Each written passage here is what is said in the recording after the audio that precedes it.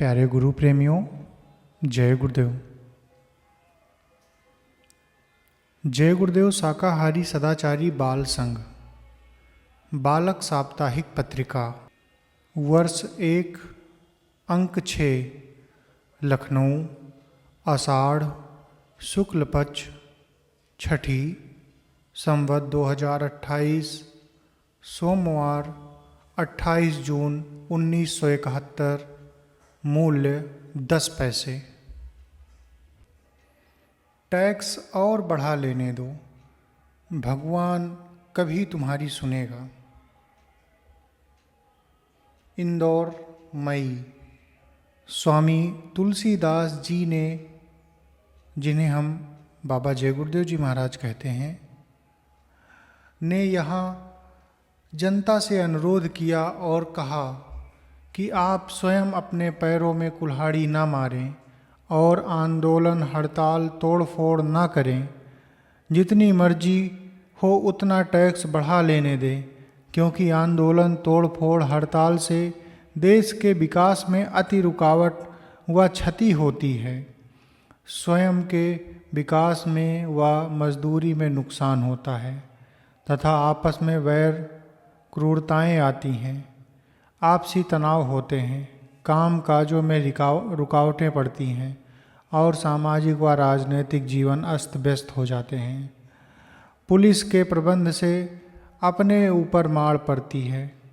इस प्रकार के सुझाव से हमारा और देश का दुर्भाग्य ही है। हमारा सुझाव जनता को। स्वामी जी ने कहा कि जय गुरुदेव धर्म प्रचारक संघ आपको विश्वास दिलाता है कि आप अपना सहयोग दें। आपके सहयोग से देश में पहला काम यह होगा कि 8 रुपये प्रतिदिन मजदूरी मिलेगी हर कारखाने में। पुलिस का वेतन 300 रुपये मिलेगा। प्राइमरी स्कूल के मास्टरों का वेतन 300 रुपये मिलेगा। चपरासी को जो सभी दफ्तरों में हैं उन्हें 200 मिलेगा। साइकिल फ्री, वर्दी फ्री मिलेगी। पेशकारों को 300 रुपये मिलेगा। किसानों का कर्जा आधा माफ़ कर दिया जाएगा। बच्चों को स्कूल से निकलते ही नौकरी या रोजगार मिलेगा। कोई बच्चा खाली नहीं रहेगा। मजदूरी अधिक सस्ती होगी। पुजारियों को मंदिर में 150 मिलेगा, तभी मानव खुशहाल होगा।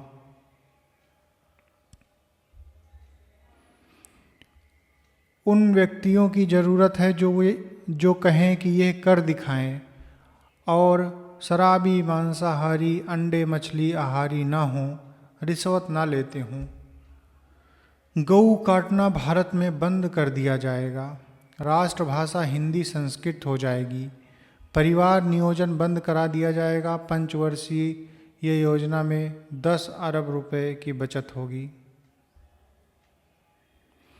जो लोग मांस, मछली, अंडा खाते हैं, शराब, ताड़ी, गांजा, अफीम पीते हैं व रिश्वत लेते हैं, आंदोलन करते हैं या कराते हैं, तोड़ फोड़ हड़ताल कराते हैं, उन्हें अपना अमूल्य मतदान ना दिया जाए।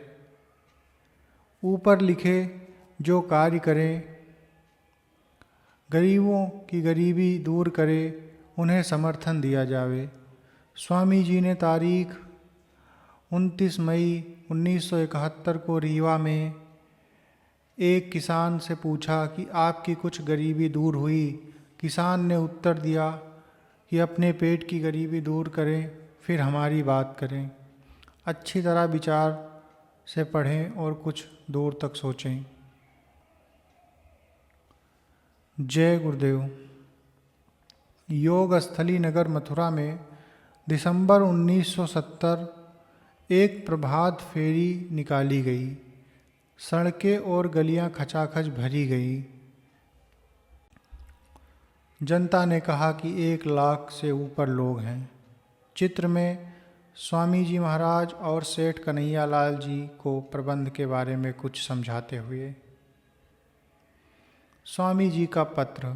प्रिय प्रेमियों, तुम्हें मालूम होना चाहिए कि महत्वपूर्ण तिथि गुरु पूर्णिमा आ गई।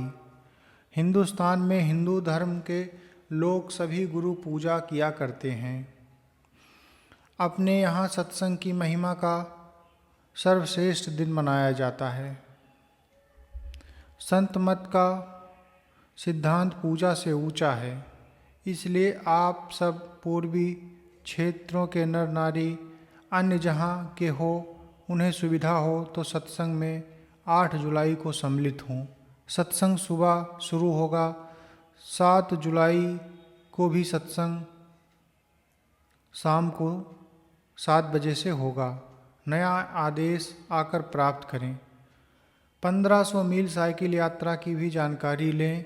सभी मिलकर देश में एक नया मोड़ लाएं। स्वामी जी महाराज का नाम है 19/6/1971। 20 करोड़ नर नारियों की सहमति 72 तक प्राप्त। इंदौर मई। स्वामी जी महाराज ने बड़ी भीड़ को चेतावनी देते हुए कहा, 20 करोड़ जनमत संग्रह होने पर सब बातों के आसार पूरे नज़र आने लगेंगे। कुछ अधिक समय नहीं है, 1 साल ही देर है। आप 1 साल की इंतजारी करें और आप अपनी भावनाओं का योगदान दें ताकि आपका कार्य पूरा हो, क्योंकि नर सृष्टि का योगदान आपको देना है। आप जरा भी शंका ना करें। हमारी यात्रा से आपको मालूम हो जाएगा कि हिंदुस्तान में आंदोलन, हड़ताल, तोड़फोड़, निंदा, जनमत विरोधी घातक जहरीले कीटाणु हैं। इनके शिकारों से सब कराह मार रहे हैं। आप सब महान आत्माओं के निकट आवें। महान आत्माएं वही हैं जो प्रभु को पा चुकी हैं। उनके संपर्क से लोक और परलोक बनेगा। आत्माओं की रक्षा होगी और नरकों से बचाव होगा। नहीं तो यम की जूतियाँ आपको खानी हैं। मनुष्य शरीर मरने के पहले प्रभु पाने के लिए दिया है। ये किराए पर मिला है।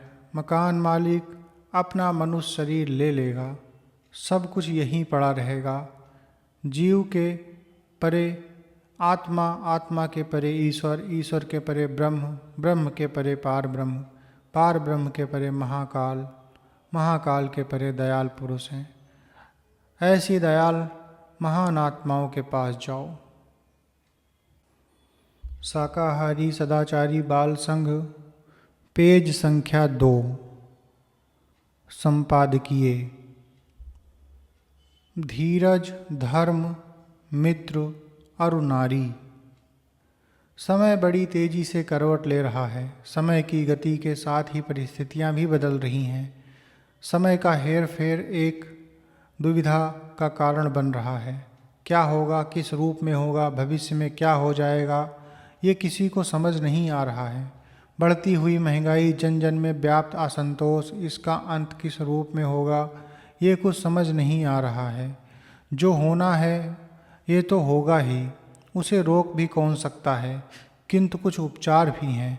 क्या हम लड़कर, आंदोलन करके, हिंसा करके, लूटपाट करके इन बदलती हुई परिस्थितियों पर काबू पा सकते हैं? नहीं, क्योंकि इससे तो अराजकता फैलेगी, देश का नुकसान होगा और कर का भार और हम सब पर लादा जाएगा। इसके अतिरिक्त और कुछ भी नहीं होगा। इसका उदाहरण देने की आवश्यकता नहीं है। अन्याय। ये कहा जा सकता है कि अन्याय को बर्दाश्त नहीं किया जा सकता अथवा नहीं करना चाहिए। बात ठीक भी है, किंतु यह तो देखना ही पड़ेगा कि अन्याय में अंतर्निहित कारण क्या है।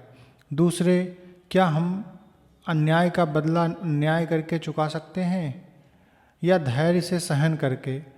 हमारे सामने दोनों ही उदाहरण प्रस्तुत हैं। भारत का स्वतंत्रता संग्राम, जिनमें दोनों ही पहलू हैं, इसका प्रत्यक्ष प्रमाण है।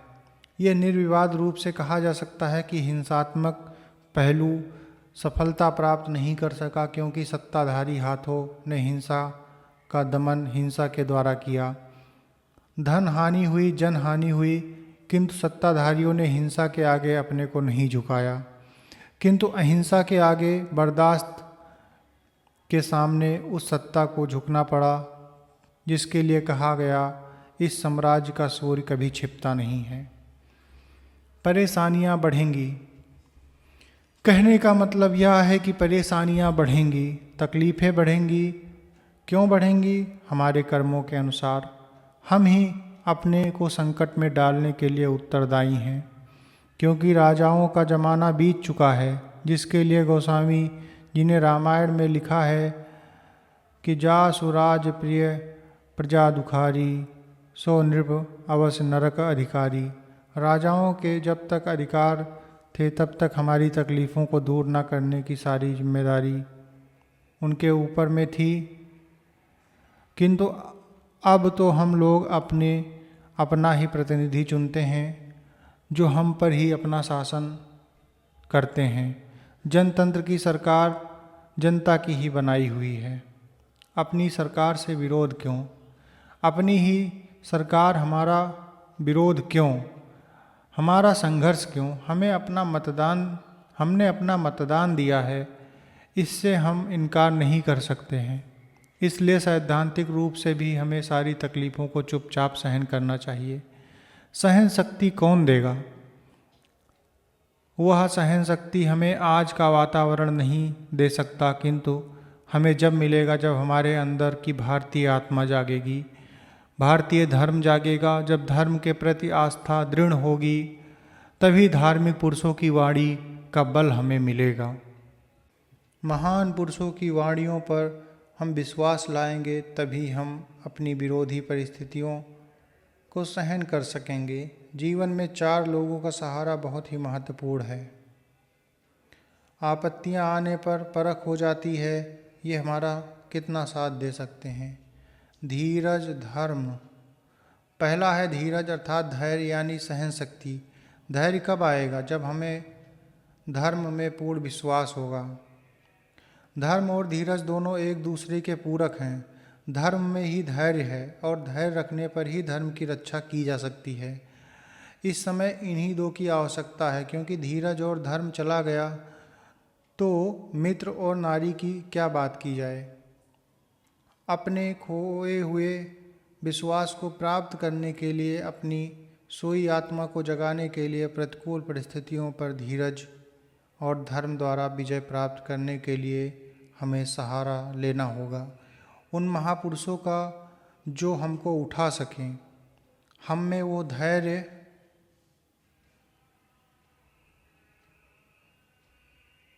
दे सकें, धर्म का पाठ पढ़ा सकें। विभीषण को राम का सहारा मिला, उसने हर अत्याचारों को सहन किया। मीराबाई को रैदास जी का सहारा मिला, उन्होंने अपने ऊपर होने वाले प्रत्येक अत्याचारों को सह लिया। हमें सहारा चाहिए। अब हमें भी सहारा चाहिए, ऐसे मशीन का जिसके सहारे हम उन परिस्थितियों को, उन तकलीफ़ों और परेशानियों को सहन कर सके जिनका निर्माण हमने स्वयं किया है। अब बिना हम इस सहारे के बचने का कोई उपाय भी नहीं, क्योंकि तकलीफ़ें कम होती नज़र नहीं आ रही। प्रकृति का यह रुख प्रतिकूल हो रहा है, राष्ट्रों का रुख प्रतिकूल जा रहा है, शासकों का रुख प्रतिकूल जा रहा है और शासित वर्ग भी प्रतिकूल जा रहा है। इन विरोधी परिस्थितियों को विज्ञान समाप्त न कर सकेगी, न साहित्य समाप्त कर सकेगा, न भाषण समाप्त कर सकेगा, कवि और लेखक भी समाप्त न कर पाएंगे। महापुरुष सब कुछ कर सकते हैं, केवल वह महापुरुष हैं जो इन्हें समाप्त कर सकते हैं। अब ये उनकी, चाहे राम हो, चाहे कृष्ण हो, चाहे वो विनाश कर दें अथवा कबीर नानक की तरह सबकी भावनाओं का परिवर्तन कर दें, तो वे फिर दोनों ही रूप में प्रकट होकर विश्व की परिस्थितियों का परिमार्जन करें। ये तो उनकी बात है, किंतु एक बात निर्विवाद रूप से कही जा सकती है कि हमें उन महापुरुषों की साया लेनी पड़ेगी और हर आने वाले सामाजिक तूफानों को चुपचाप सहन करना होगा। तूफान आएगा तो चला भी जाएगा, अगर हमने धैर्य के साथ उसको सह लिया तो एक उदाहरण दिखा देंगे और टूट गए तो फिर हमेशा के लिए समाप्त हो जाएंगे। दुनिया है दुचिताई। बात 1952-53 की है।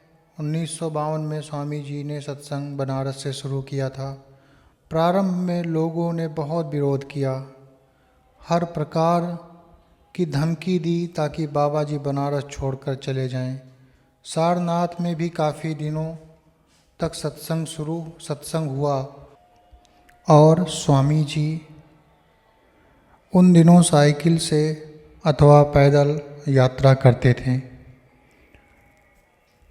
अंतिम अस्त्र जान से मार देने का होता है और स्वामी जी के लिए कोई नई बात नहीं थी। हर महात्माओं को इसका सामना करना पड़ा है। इसी बीच ये खबर फैलाई गई कि औरतों को भगाते हैं, अफीम का तस्कर व्यापार करते हैं आदि। अखबार वालों ने भी उस समय इस किस्म के प्रचार कार्यों में सहयोग नहीं दिया। स्वामी जी ने कहा कि मैं स्त्रियों को ही नहीं वरन आदमियों, बच्चों सबको भगा ले जाऊंगा। कुछ वर्षों बाद भंडारे के अवसर पर मथुरा में स्वामी जी ने कहा कि कितने हजारों स्त्री पुरुषों को कई सौ मील दूर भगा कर के आया हूँ। मैं लोगों को इस तरह भगाता हूँ और आगे ना मालूम कितने लाख लोगों को भगा कर ले जाऊंगा, ये समय बताएगा। आज वही स्वामी जी हैं और उस समय के अशोभनीय प्रचार करने वाले भी हैं जो करोड़ों नर नारियों के जन जागरण को देख रहे हैं और संभवतः पुरानी बात को सोचकर दुखी होते होंगे।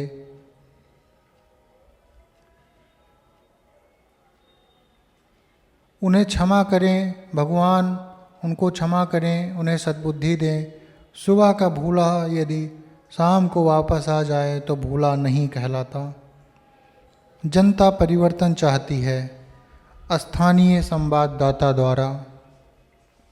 आजमगढ़ निजामाबाद 13 जून। साइकिलों से प्रचार करने में लगे हुए भाई 2 बजे दिन में निजामाबाद पहुँचे। प्रारंभ में लोग गांव में इकट्ठे नहीं हुए, किंतु भाई रामनाथ जी के प्रयास से लगभग 30-35 लोग संदेश को सुनने के लिए आ गए। किराए का मकान। प्रेमियों ने ग्रामीण भाइयों को समझाया कि मनुष्य शरीर किराए का मकान है और कुछ दिनों के लिए मिला है। ये केवल इसलिए मिला कि मरने के पहले परमात्मा को प्राप्त कर लिया जाए। सभी युगों में कलयुग का सबसे अच्छा युग है, क्योंकि इस युग में कम प्रयास में जीव की मुक्ति हो जाती है और अपने घर को प्राप्त कर सकते हैं। जहाँ पर कोई तकलीफ़ नहीं है वहाँ कोई रोना धोना नहीं, नौकरी भी नहीं, मार काट नहीं, केवल आनंद ही आनंद है। आगे समय खराब है। आगे आने वाले समय के संबंध में श्री काली प्रसाद सिन्हा ने सूरदास के पद को सुनाया, जिसमें आने वाले भयंकर समय का संकेत है। सूरदास जी ने कहा है, अकाल मृत्यु जग माही व्यापे प्रजा बहुत मरे। बहुत लोग मारे जाएंगे और आदमी को आदमी उठाने वाला नहीं मिलेगा। उन्होंने ये भी ग्रामीण वासियों को बताया कि स्वामी जी महाराज पिछले 10 वर्षों से बताते चले आ रहे हैं, किंतु हमने उनकी बातों पर विश्वास नहीं किया। आपने अभी देखा है कि पूर्वी पाकिस्तान में लाखों लोग मारे गए और लाशें सड़ गई। सिन्हा जी ने कहा कि स्वामी जी का संकेत है कि यह अवस्था यहाँ भी आने वाली है। रक्षा उन्हीं लोगों की हो सकती है जो मांस, मछली, अंडा, शराब का सेवन तत्काल बंद कर देंगे और महात्माओं के शरण में आ जाएंगे। शाकाहारी सदाचारी बाल संघ, पेज संख्या 3। इंदौर में धर्म प्रचार का आंखों देखा हाल। इंदौर नगरी में भारी कोलाहल। सत्संग 1 से 12 जून तक। डॉक्टर बाल मुकुंद तिवारी, विशेष संवाददाता द्वारा। गणेश प्रसाद जायसवाल, शर्मा वकील, पाटिल साहब, दीक्षित व नगर के अन्य प्रेमियों द्वारा संगत की पूर्ण व्यवस्था, सत्संग की पूर्ण व्यवस्था एवं बाहर से आए हुए सत्संगियों का भव्य स्वागत एवं आवास की पूर्ण व्यवस्था। इंदौर नगर में प्रेमी सत्संग प्रबंध में व्यस्त हैं। गांव की और भी सत्संग का आयोजन हुआ है। गणेश प्रसाद वकील साहब, दीक्षित जी एवं पाटिल साहब के व्यवस्था रूपी रथ के चारों पहिए लगातार चक्कर काट रहे हैं। नंदा नगर के गुरुदयाल सिंह जी एवं उनके साथ कुछ श्रमिक वर्ग प्रचार के प्रसार में व्यस्त हैं और पैदल भाग दौड़कर उपनगरीय सत्संग के प्रसार में लगे हुए दिखाई दिए। 1 जून को इतिहास के पावन स्थल कालिदास जी की शिप्रा तट के मंदगोमिनी धार के कल्लोल में स्वामी जी के सत्संग का आयोजन हो रहा है। यह स्थान इंदौर से 15 मील पूर्व इंदौर भोपाल रोड पर स्थित है। बारिश का वेग बढ़ता जा रहा है, किंतु गुरुदयाल जी के प्रबंधन दल की भी रफ्तार बढ़ती जा रही है। प्रेमी शाम से ही इस भूमि पर पड़े हुए हैं। नंदा नगर के लोग अभी अपरिचित से दिखाई पड़ रहे हैं। छिप्रा तट की छठा शाम होने को आ गई। आकाश निर्मल हो रहा है। स्वामी जी के आगमन में छिप्रा की पावन भूमि ने प्रभु के स्वागतार्थ अपनी रम्यता को प्रकट कर स्वागत किया। नदी के तट पर नर नारियों का कोलाहल बढ़ता गया। देखते ही देखते छिप्रा का विशाल मनोहर तट नर नारियों से भर गया। संध्या के अंधेरों ने पृथ्वी मंडल को अपनी चादर से ढक लिया। विद्युत प्रकाश की छाया छिप्रा के जल प्रवाह में तारों की भांति खिल उठी। स्वामी जी के मंच पर आसीन होते ही उपस्थित बाल, वृद्ध और नर नारियों ने हृदय से स्वागत किया। सरदार जी का नगरवासियों ने हृदय से आभार प्रकट किया। इतिहास का अधूरा स्वप्न पूरा हुआ। सत्संग की धार ग्रहण करते ही नर नारियों ने करतल ध्वनि से अपना उत्साह प्रकट किया। नर नारी सभी आनंद विभोर हो उठे।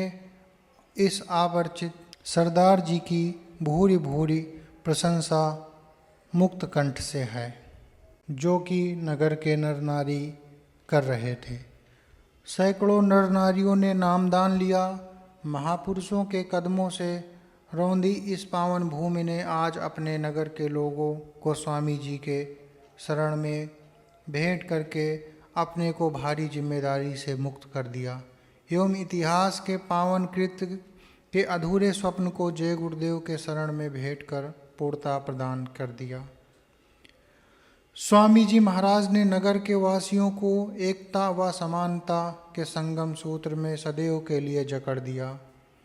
नंदा नगर में वर्षा भीड़ को न रोक सकी। 2 जून को नंदा नगर के श्रमिकों की कॉलोनी में विशाल सत्संग की तैयारी हो रही है। अभी सरदार जी शिप्रा के प्रबंधन से ही अवकाश नहीं पाए थे कि सत्संग का दूसरा तुमुलनाद नंदा नगर में बज गया। आज ही शाम को 7:30 बजे सत्संग होने को है। सरदार जी सवारी का साधन न होने से 16 मील पैदल चलकर नंदा नगर के सत्संग व्यवस्था में पुनः जुट गए। श्यामाचरण शुक्ल भवन का प्रांगण प्रकाश से भर गया। हजारों नर नारियों ने सत्संग से लाभ उठाया। कॉलोनी के लाखों नर नारियों ने जय गुरुदेव की प्रायः चर्चा चलने लगी। स्वामी जी के कीर्ति का पताका फहरा गया। कॉलोनी के सत्संग में काफ़ी लोग प्रभु की तरफ आकृष्ट हुए। वर्षा का आवेग भी भीड़ को कम ना कर सका। 3 जून को लगातार वर्षा होने पर भी शुक्ला सदन खचाखच भीड़ से भर गया था। स्वामी जी का जनता पर अद्भुत प्रभाव, मलेच्छ आचरण, मछली, मांस, शराब, अंडा, मुर्गी एवं अखाद्य वस्तुओं से दूर रहने का लोगों ने व्रत लिया। निरामिष, शाकाहारी, सदाचारी आचरण स्वामी जी के उपदेशों से लोगों ने अपनाया। लोगों ने अपने अमांगलिक कार्यों से हटकर जीवन के अवशेष क्षणों को मांगलिक कार्यों में लगाने का व्रत लिया। गोवध बंद किया जाएगा, राष्ट्रभाषा हिंदी संस्कृत होगी, परिवार नियोजन व गर्भपात बंद किया जाएगा, सिपाही व अध्यापक का प्रारंभिक वेतन 300 रुपये हो जाएगा। प्रस्तावों के लिए विशाल मानव जमघट ने अपने दोनों हाथों को ऊपर उठाकर सहमति प्रकट की। स्वामी जी महाराज ने नर नारियों को आश्वासन दिया कि भविष्य में ये काम बिना तोड़ फोड़, हड़ताल व आमरण अनशन के संपूर्ण भारतवर्ष में हो जाएगा। जनता का व्रत नंदानगर के सत्संग के पश्चात शिवाजी राव विद्यालय के चौड़े मैदान में विशाल सत्संग का आयोजन किया गया। नगर के सभी प्रेमियों ने मिलकर इस कार्य को सफल बनाया। नगर के धर्म प्रेमियों ने 4, 5, 6 जून को विशाल सत्संग समारोह में भाग लेकर अपने चरित्र को उज्जवल बनाने में कसर न की। लोगों ने निरामिष व सदाचारी रहने का सत्संग स्थल पर ही व्रत लिया। हाथ उठाकर भारी जनसमूह ने गोवध आदि बंद कराने के संकल्पों का समर्थन भी किया। शहर की जनता व सरकारी विभाग के अधिकारियों एवं कर्मचारियों को 1972 तक 20 करोड़ मानव आत्माओं के जन जागरण की बात कही गई, वो सही प्रतीत हुई। रात्रि को सामूहिक जमघट द्वारा नगर में प्रवेश। सत्संग के पश्चात स्वामी जी महाराज ने सारे हुजूम को एक साथ लेकर रात्रि में नगर प्रवेश किया, जिसके फलस्वरूप लाखों नर नारियों ने अपने अपने मकानों से बाहर निकलकर भारी जनसमूह का दर्शन किया। जय गुरुदेव उद्घोष करते ज्यों ज्यों जनता आगे बढ़ती थी, सब स्वामी जी को हाथ जोड़कर प्रणाम करते थे। स्वामी जी की कीर्ति नगर में बिजली की भांति फैल गई। छिटपुट ग्रामों में सत्संग के चमत्कार। नगर के 6 जून के सत्संग के बाद उपनगरीय सत्संग बीजलपुर, पलिया, तिल्लौर, खुर्द एवं खांडवा रोड पर स्थित सनावद के पास बीहड़ अवरुद्ध मार्ग पर ढकल गांव के विशाल जन आबादी में संपन्न हुआ। सत्संग में लाखों नर नारियों ने अपने उज्जवल चरित्र को प्रायोगिक रूप में लाने के लिए होड़ लगा दी। ग्रामीण जनता ने झट अपने दुर्व्यवहारों और अनाचारों को त्याग निरामिष शाकाहारी तत्वों को अपनाने का दृढ़ संकल्प किया। सभी गांवों में इंदौर नगर के प्रेमियों ने अपने टेम्पो पर लगे सत्संग उपादानों से निरीह जनता की सेवा की प्रेरणा फूंक दी। गांव के लोगों ने भी इस आदर्श को देखकर सत्संग के इस विशाल घड़ी में अपने को भी जोड़ लिया।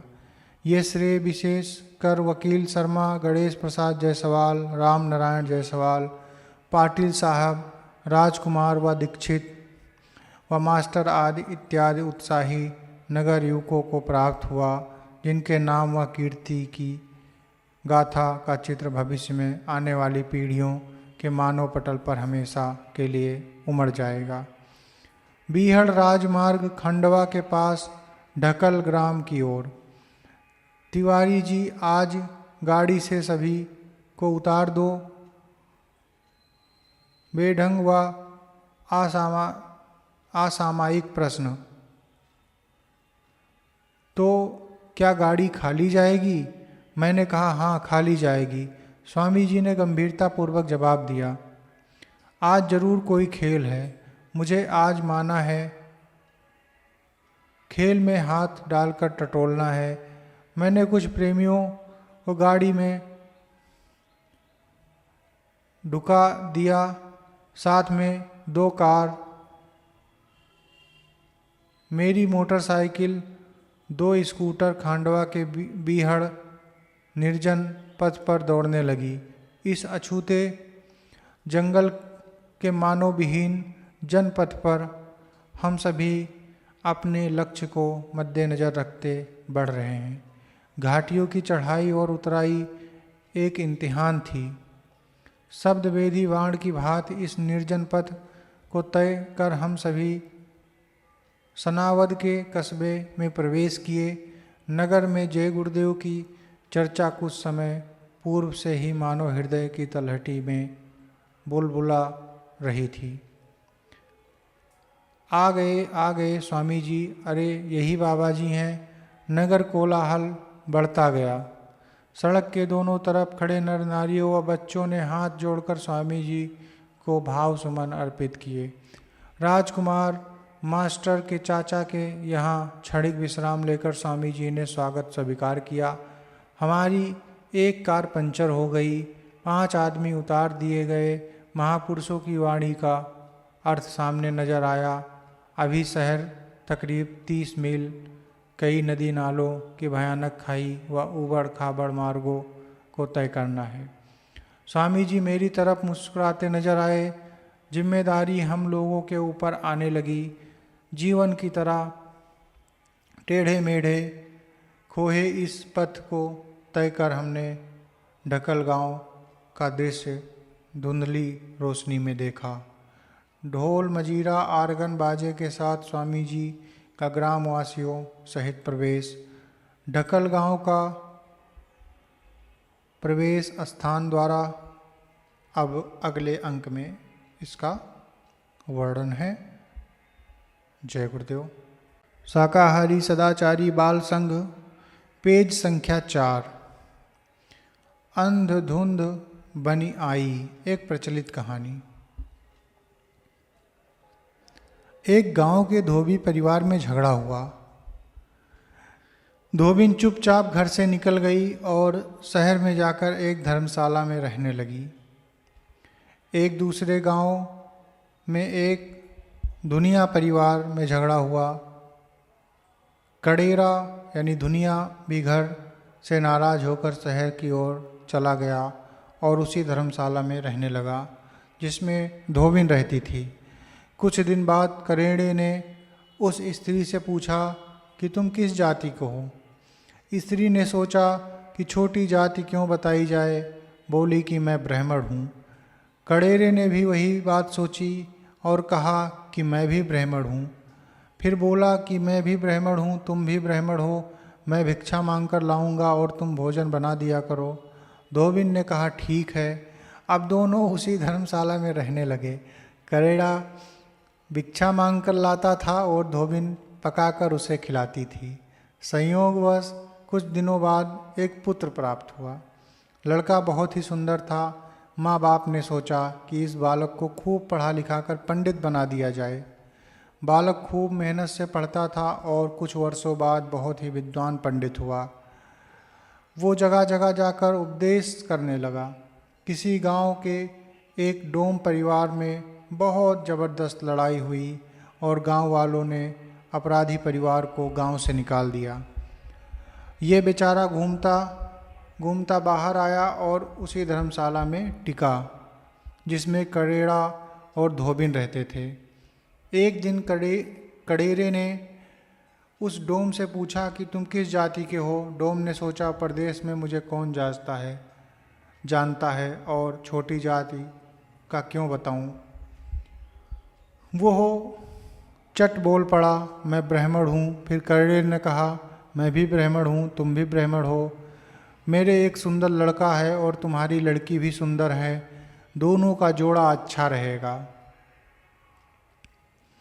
यदि इन दोनों का विवाह हो जाए तो अति सुंदर हो। डोम ने जवाब दिया कि बहुत ठीक है। उन दोनों का विवाह हो गया, वे सुखपूर्वक रहने लगे। एक दिन पंडित जी के माता पिता व स्त्री ने कहा कि तुम रोज कथा कहने के लिए जाते हो और एक दिन हम लोगों को भी लिया चलो। पंडित जी को सबको कथा स्थल पर ले गए। उन्होंने कथा शुरू की। काफ़ी लोग सुनने के लिए आते थे।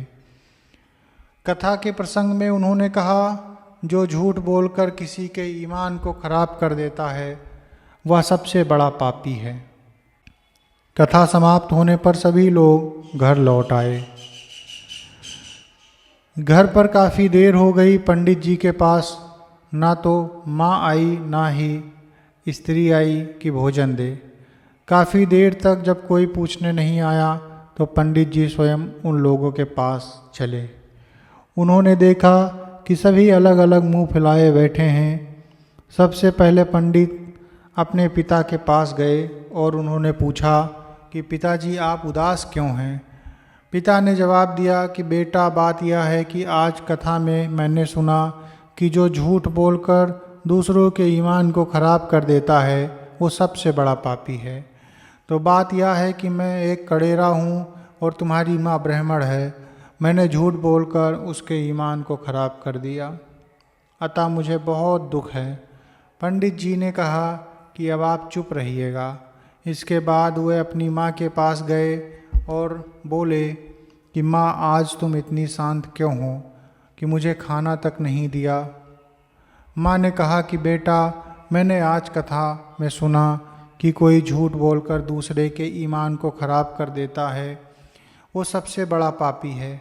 मैंने झूठ बोलकर तुम्हारे पिता के ईमान को खराब कर दिया है क्योंकि मैं तो धोबिन हूँ और तुम्हारा बाप ब्राह्मण है। अब पंडित जी अपनी स्त्री के पास गए। बोले क्या बात है कि इस तरह चुपचाप उदास बैठी हो। स्त्री ने जवाब दिया कि मैंने कथा में सुना है कि जो कोई झूठ बोलकर किसी के ईमान को खराब कर देता है वो सबसे बड़ा पापी है। मैं तो जात की डोमिन हूँ और ब्राह्मण परिवार में ब्याही गई हूँ, इसका मुझे बहुत दुख है। पंडित जी उसकी बात को सुनकर चुप थे। दूसरे दिन मंच पर जब पंडित जी कथा कहने के लिए बैठ गए तो लोग उनके पैर छूने के लिए आगे आए। पंडित जी ने उन्हें ऐसा करने से मना किया और दोहे का पाठ किया। बाप करेड़ा माँ धोबिनिया, डोमिन घर की जाई। आज से पंडित कोई न कही हो, अंध धुंध बनी आई।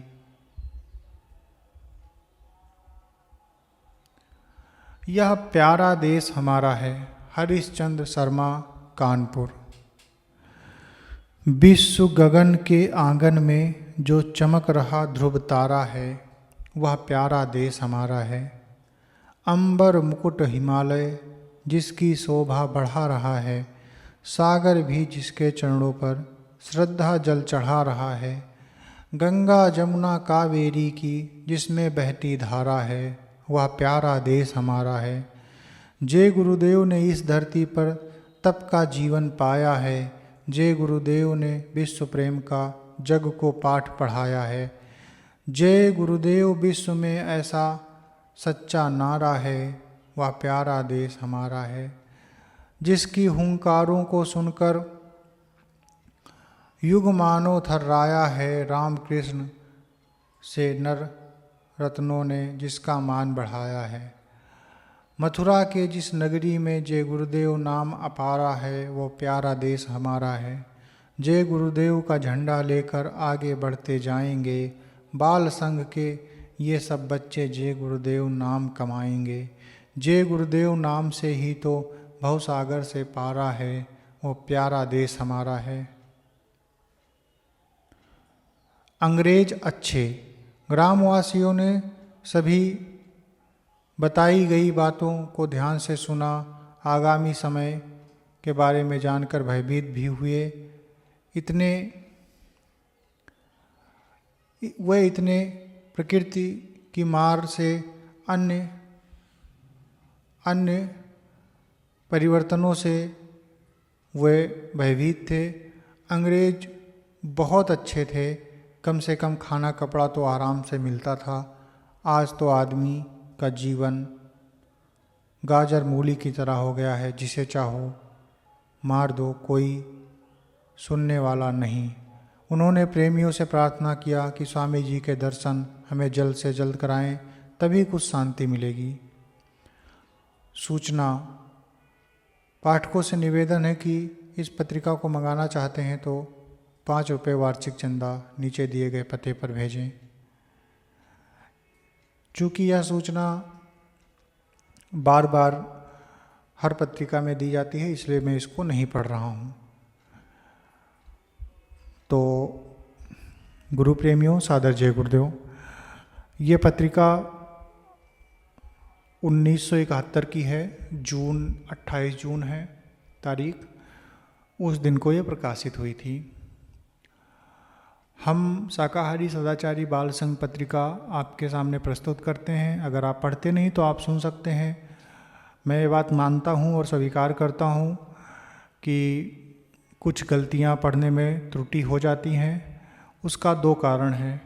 कभी कभी उस समय जब लिखी गई बातें जो अक्षर सा कुछ त्रुटि हो गई होगी, उसकी वजह से भाव एक साथ नहीं बनता, और दूसरा ये पुराने मुद्रण हैं, उसमें कभी कभी अक्षर मिट गए हैं या दिखाई नहीं पड़ते, तो उसके कारण से भी पढ़ने में त्रुटि हो जाती है। हम आपसे क्षमा चाहते हैं, कृपया इसका समायोजन कर लीजिए।